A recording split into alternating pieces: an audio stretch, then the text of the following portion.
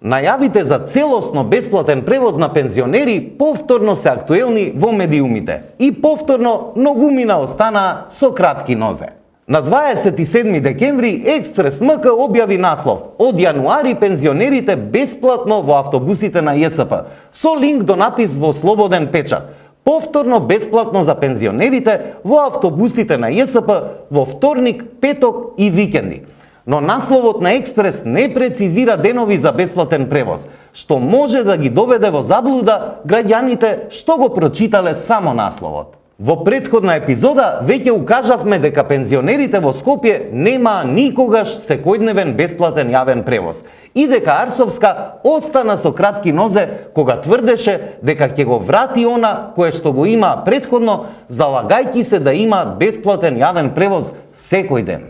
По интервјуто на градоначалничката за Канал 5, повеќе медиуми пренесоа дека според Арсовска неопходно е пензионерите да имаат бесплатен превоз секој ден, а градоначалничката тоа не го демантираше.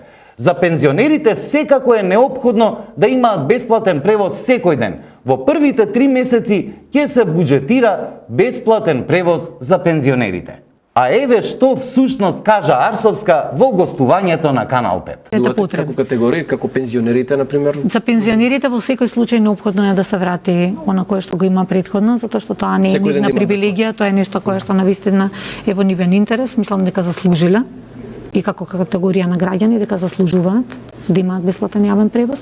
Велите дека од нова година практично за пензионерите ќе биде бесплатен автобускиот превоз, со новиот буџет го предвидувате тоа или за 6 месеци од како ќе заврши таа прва фаза што не? Сега со новиот буџет, значи предвидуваме сите оние категории кои што може тука да се минат да бидат опфатени, во секој случај има ние ќе го буџетираме. Кога новинарот и посочува на Арсовска секој ден да имаат бесплатно и кога ја прашува од нова година практично за пензионерите ќе биде бесплатен автобускиот превоз, и тој и другите новинари добија впечаток дека Арсовска зборува за бесплатен јавен превоз секој ден, па така и ја пренесоа во јавноста. Меѓутоа, во одлуката предложена од Арсовска до Советот на град Скопје се зборува за субвенции за обезбедување карти за возрастни лица и студенти, бесплатен превоз на возрастни лица над 62 години старост за жени и над 64 години старост за мажи во вторник, петок, сабота и недела, а не секој ден.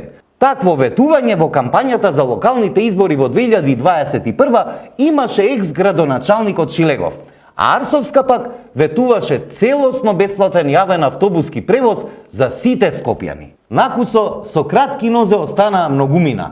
И тие што сега тврдат од јануари пензионерите бесплатно во автобусите на ЈСП.